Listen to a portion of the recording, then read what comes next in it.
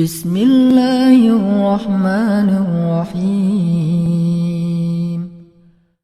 Ru'ya fi tasmiyatihi Qur'anan kaunuhu matluwan bil alsin.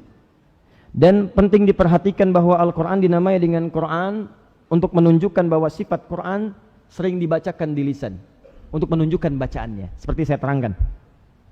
Kama ru'ya fi tasmiyatihi kitaban kaunuhu mudawwanan bil aqlam. Sebagaimana penting diperhatikan bahwa Al-Quran dinamai juga dengan kitab untuk menunjuk pada makna yang pertama. Apa makna yang pertama? Bahwa Al-Quran sejak diturunkan diberi nama dengan kitab dimungkinkan seakan-akan sebagai isyarat bahwa di masa depan kitab itu akan dituliskan jadi tulisan yang terjaga secara sempurna. Makanya ketika diturunkan dengan nama Al-Kitab, dzalikal kitabu la raiba fi, awas, hudal lil muttaqin. Kenapa diberi nama dengan Alkitab? Di antara maknanya kata penulis kitab ini, di antara maknanya ingin memberikan kesan bahwa Al-Quran ini bukan sekedar akan menjadi bacaan, tapi ini akan menjadi kitab yang dituliskan di kemudian hari dari awal sampai akhirnya dengan tulisan yang teratur dan dijaga kesempurnaannya. Saya tanya pada Anda, apakah di zaman Nabi Muhammad saat Al-Quran diturunkan sudah ada mushaf yang tertulis berbentuk kitab? Belum. Kalau tulisan, maaf ya, di batu-batu, di tulang-tulang yang kering, di batang-batang pohon, ada. Tapi tidak bisa disebut kitab. Karena kitab itu kalau sudah disusun, di antara dua jilid, di dalamnya cuma isinya Al-Quran. Tulisannya disebut dengan mushaf, susunannya disebut dengan kitab. Jadi begitu antum bolak-balik, baca, analisis, pegang, itu kitab namanya. Sekarang saya tanya pada Anda, saat Al-Qurannya diturunkan, mengatakan dzalikal kitabu, kitabnya udah ada belum? Belum.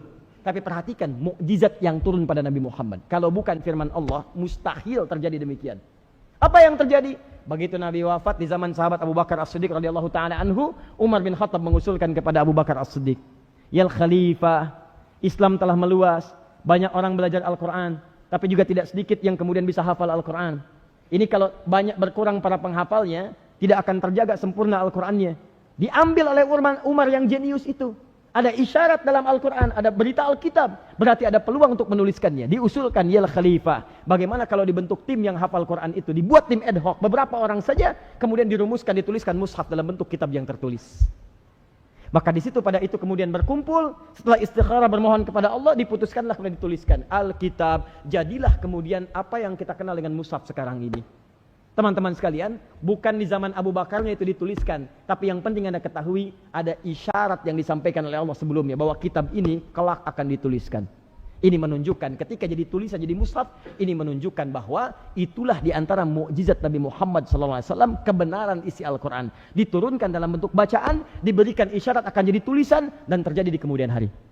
Kalau bukan ini mukjizat, maka mustahil ini akan terjadi bentuk tulisan yang disebut dengan mushaf itu. Tapi apa bedanya dengan kitab-kitab lain? Awas, hati-hati. Hati-hati, ini yang paling penting.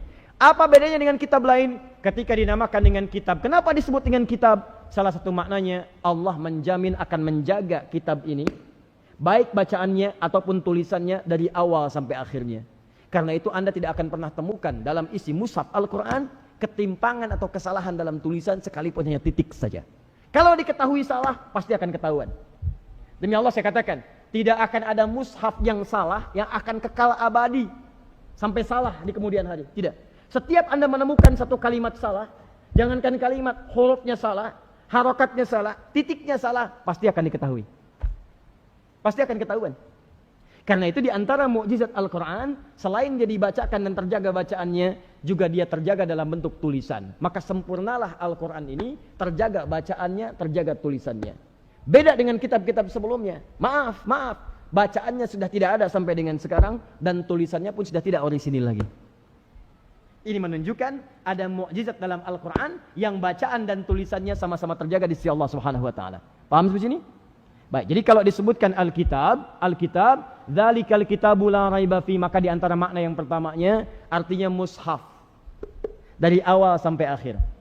Kalau Anda praktekkan makna ini, tertib, teratur, beraturan, bisa dianalisis. Artinya, kalau disebutkan Alkitab, maka yang diminta bagi Anda bukan pahami ini sebagai buku atau mushaf yang dibaca saja, tapi pahami isinya. Analisis apa maksudnya? Maaf, bukan cuma jadi bacaan. Kalau bacaan cukup Quran. Datang ke seorang ustadz, baca. Iqra bismi rabbikal ladzi khalaq, ikuti Iqra bismi rabbikal ladzi khalaq.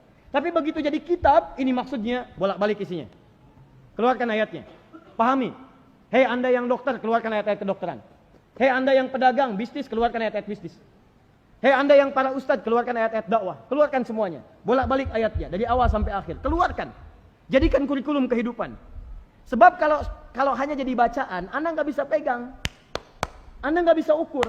Tapi kalau sudah jadi tulisan, Anda bisa bolak-balik. Anda bisa keluarkan, Anda bisa catat, dan Anda bisa rumuskan.